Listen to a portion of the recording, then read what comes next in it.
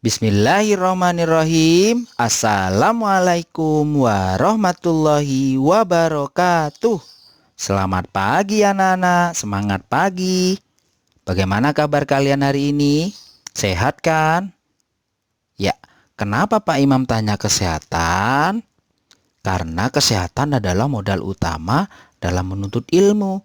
Jadi tetap jaga kesehatan ya anak-anak. Nah, jangan lupa berdoa ya sebelum dan sesudah pelajaran nanti.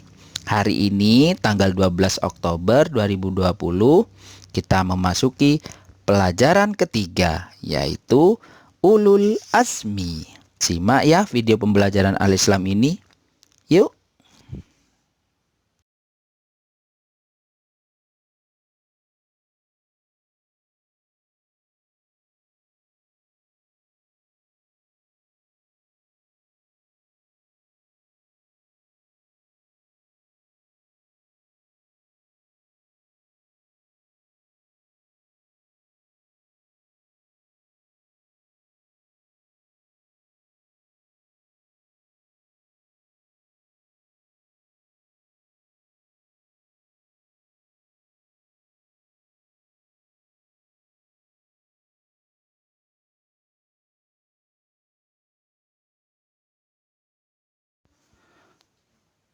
A'udzu billahi minasy syaithanir rajim. Fasbir kama sabara ulul azmi minar rusuli wa la tasta'jil lahum ka'annahum yawma yarawna ma yu'adun. Lam yalbathu illa sa'atan min naharin balagh fahal yuhlaku illal qaumul fasiqun. Maka bersabarlah kamu seperti orang-orang yang mempunyai keteguhan hati dari rasul-rasul setelah bersabar, dan janganlah kamu meminta disegerakan azab bagi mereka. Pada hari mereka melihat azab yang diancamkan kepada mereka, mereka merasa seolah-olah tidak ditinggal di dunia, melainkan sesaat pada siang hari. Inilah suatu pelajaran yang cukup, maka tidak dibinasakan melainkan kaum yang fasik. Ulul azmi berasal dari bahasa Arab, yaitu dari kata ulul dan azmi. Ulul adalah kata khusus yang menunjukkan arti jamak yang tidak ada asal kata mufradnya, dan asmi berasal dari azama yang mempunyai arti kemauan yang teguh dan kuat. Jadi, ulul azmi adalah nabi dan rasul yang mendapatkan keistimewaan dari Allah karena mereka mempunyai kemauan yang teguh untuk berdakwah kepada umatnya. Selain itu anak-anak, karena mereka kuat dalam menerima cobaan dan ujian menghadapi umat-umatnya, dengan kata lain ulul azmi adalah nabi dan rasul Allah yang memiliki keteguhan hati dan ketabahan dalam menghadapi kesulitan serta tekad yang kuat untuk berdakwah. Ulul azmi adalah suatu gelar atau julukan. Tidak semua nabi dan rasul menerima gelar ulul azmi. Gelar ulul azmi diperoleh para nabi dan rasul pilihan Allah karena 1. Sabar, 2. Lapang dada atau kesediaan memberi maaf, yang ketiga tekad yang kuat untuk melaksanakan tuntunan Allah Subhanahu wa Ta'ala, dan yang keempat tidak tergesa-gesa dalam memutuskan sesuatu, misalnya meminta azab kepada umat tertentu. Apabila ada umatnya yang tidak mengikuti nabi tersebut, jadi yang mempunyai gelar ulul azmi tidak segera meminta agar diturunkan azab kepada Allah. Jadi di dalam Al-Quran tadi sudah Pak Imam bacakan, yaitu di surat Al-Ahqaf ayat ke-35.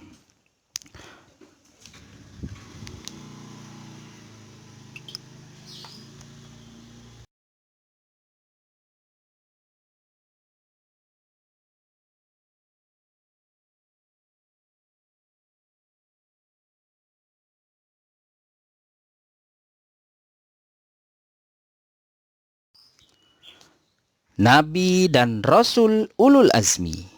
Dari sekian banyak nabi dan rasul Allah Subhanahu wa taala, hanya terdapat 5 nabi dan rasul yang mendapatkan gelar ulul azmi. Mereka yaitu Nabi Nuh alaihissalam, Nabi Ibrahim alaihissalam, Nabi Isa alaihissalam, dan Nabi Muhammad sallallahu alaihi wasallam. Untuk memudahkan mengingat anak-anak, maka Pak Imam singkat dengan kata NIMIM.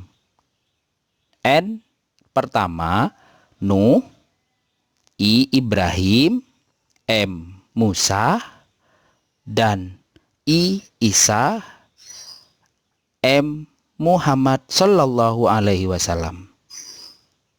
Nabi dan Rasul yang termasuk ulul azmi memiliki perilaku yang sangat atau patut kita jadikan teladan bagi kita.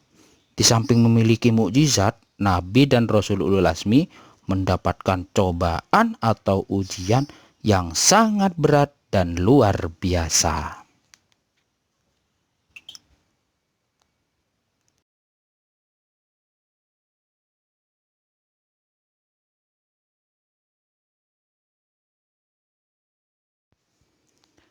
Nah, tahu ndak anak-anak mujizat itu apa?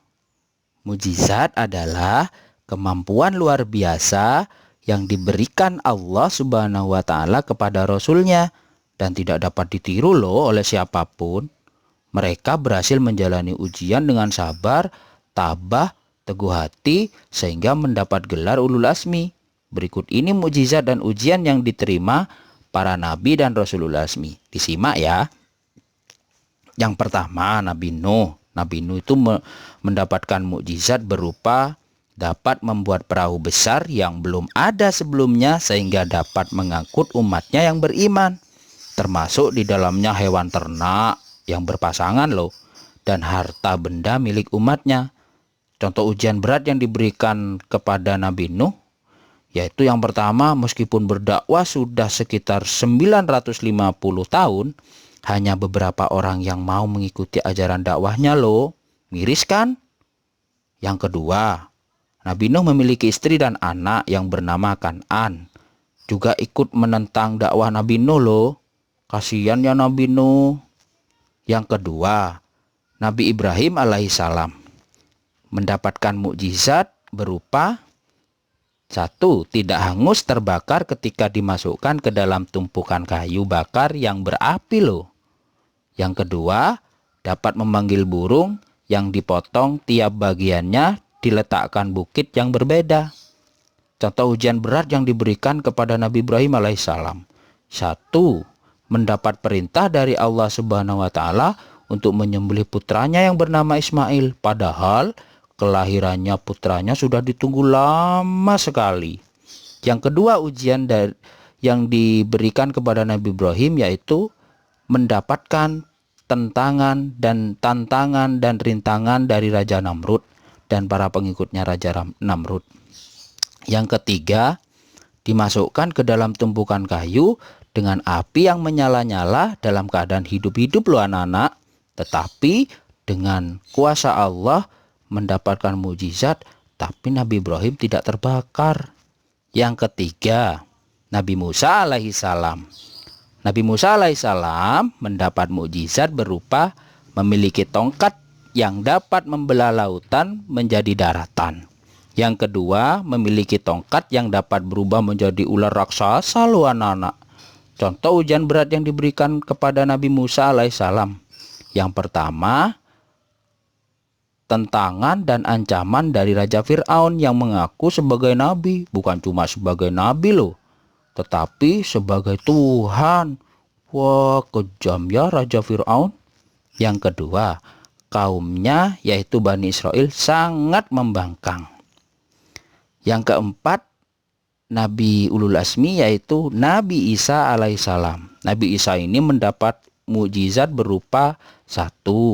Membuat burung dari tanah, kemudian burung tersebut dapat terbang, bisa hidup loh anak-anak. Yang kedua, dapat menghidupkan orang yang mati atas izin Allah. Hebat ya. Yang ketiga, dapat menyembuhkan penyakit buta dan kusta atas izin Allah loh. Contoh ujian berat yang diberikan kepada Nabi Isa alaihissalam. 1. Keadaannya miskin, sampai-sampai akan diusir oleh Bani Israel. Yang kedua, dikhianati oleh muridnya yang bernama Yudas Askariot. Nah, Nabi Ulul Azmi yang terakhir yaitu, siapa yang tahu? Ya, betul, Nabi Muhammad Sallallahu Alaihi Wasallam. Nabi Muhammad itu mendapatkan mukjizat berupa yang pertama Al-Quranul Karim, yang biasanya kita baca loh setiap hari. Itu adalah mukjizat dari Nabi Muhammad yang diberikan Allah kepada beliau. Yang kedua, mampu membelah bulan menjadi 2. Yang ketiga, mengeluarkan air dari sela-sela jarinya.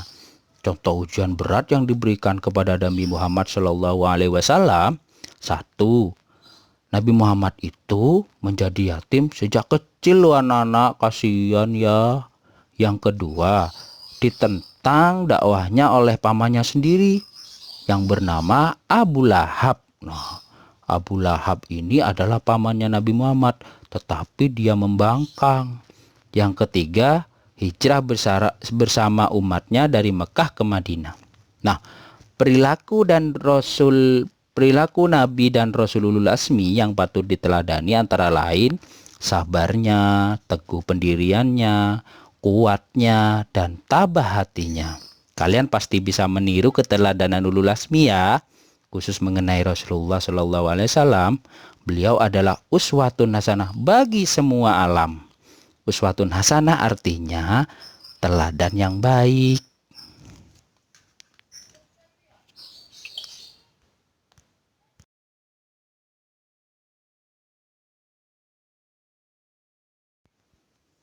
Nah, bagaimana penjelasannya Pak Imam?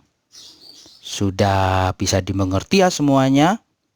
Ya, semoga kita bisa mencontoh dari apa yang sudah Pak Imam jelaskan tadi, yaitu tentang keteladanannya atau